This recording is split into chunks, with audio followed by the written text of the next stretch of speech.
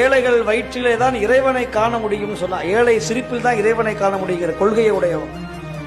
நீங்க பக்தர்களை நசுக்கி கடவுளுக்கு போய் ₹1,00,000 மாலை போட்டு புண்ணியம் இல்ல. அண்ணாமலைக்கு அரோகரான்னு இவ்வளவு பெரிய மாலையை வாங்கி போட்டுவிட்டு ஐயா ஏதாவது போடுங்க நச்சி போ நாயேன்னு சொன்னா பிரயோஜனம் இல்ல. அண்ணாமலையாரே அடிச்சு விரட்டுவான் உன்னை. நீ அண்ணாமலையாருக்கு ஒரே ஒரு பூ அள்ளி போடுற சாமி ஏத்துக்குவாரு. அதே அந்த 1000 லட்சம் ரூபாய்க்கு மாலை வாங்குறத அந்த ₹1,00,000 ஒரு ஏழை பிள்ளைக்கு கல்வியும் ஒரு முடியாதவனுக்கு ஒருவேளை சாப்பாடையும் போட்டேன்னா அண்ணாமலையார் உன்னை கட்டி அணைத்துக் கொள்ளுவார்.